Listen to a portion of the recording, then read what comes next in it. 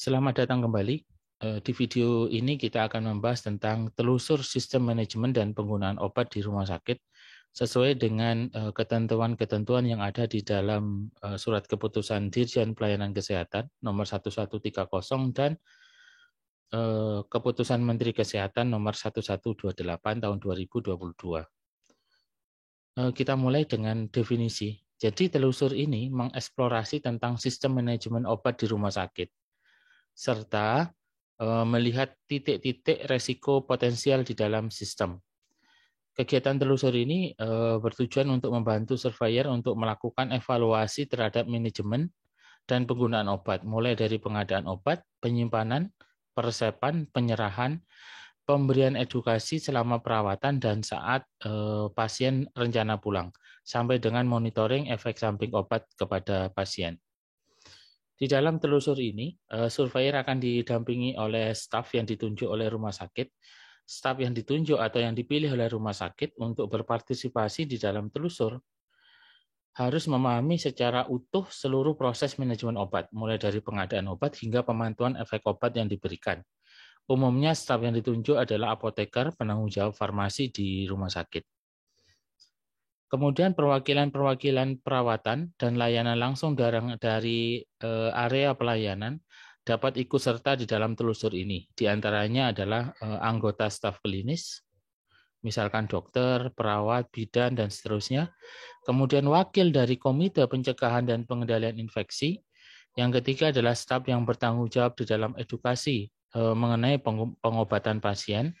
Kemudian yang keempat adalah staf yang dapat menambahkan perspektif unit tentang pasien ini, misalkan DPJP.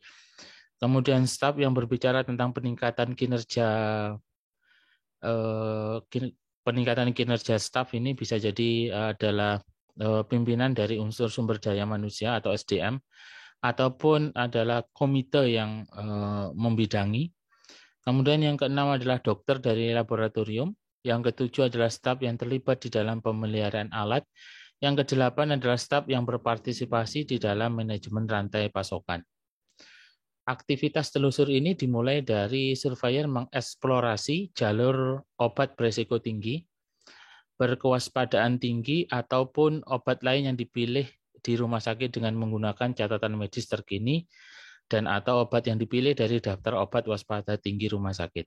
Jadi surveyor merencanakan atau mempersiapkan perencanaan ini 1 hari sebelum survei untuk kemudian memilih sistem telusur manajemen dan penggunaan obat ini seperti apa yang dipilih. Yang kedua, kemudian dilanjutkan surveyor akan menelusuri obat untuk pasien melalui proses pengobatan mulai dari penambahan obat ke formularium hingga pemantauan efek obat kepada pasien. Yang ketiga, kemudian surveyor berfokus pada proses manajemen obat yang diinformasikan oleh kegiatan survei sebelumnya. Misalkan survei sebelumnya itu rumah sakit melakukan survei simulasi, maka surveyor akan melihat catatan penggunaan obat di dalam telusur manajemen dan penggunaan obat di dalam survei simulasi.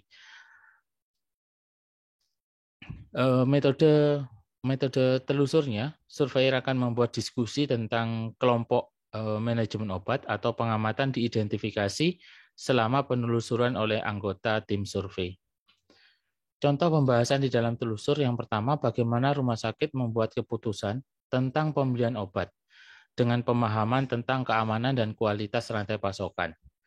Misalkan obat-obat yang diidentifikasi rumah sakit sebagai obat yang paling berisiko kehilangan stabilitas, terkontaminasi, atau diganti dengan produk palsu atau tiruan.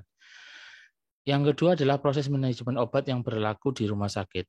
Surveyor akan mencocokkan regulasi berkaitan dengan manajemen penggunaan obat yang berlaku di rumah sakit dengan implementasi yang dilakukan.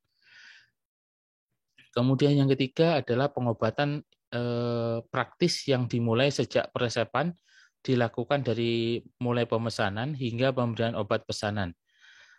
Kemudian bagaimana proses pemantauan terhadap pasien. Nah, telusur ini dilakukan terhadap obat yang digunakan oleh pasien.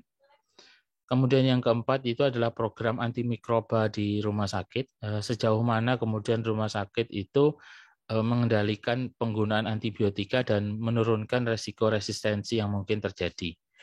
Yang kelima adalah kesalahan pengobatan bila ditemukan, misalkan kejadian nyaris cedera ataupun reaksi obat yang merugikan. Yang keenam adalah pengelolaan informasi terkait penggunaan obat. Jadi pada penggunaan obat itu ada informasi yang diberikan dalam bentuk flyer ataupun brosur untuk kemudian memudahkan pasien dan keluarga untuk menggunakan. Yang ketujuh adalah keterlibatan pasien sebagai bagian dari tim manajemen obat. Obat yang dipilih untuk telusur umumnya adalah obat dengan resiko tinggi atau kewaspadaan tinggi. Jadi demikian untuk telusur manajemen dan penggunaan obat. Semoga bermanfaat untuk kita semua dan sampai berjumpa pada video selanjutnya.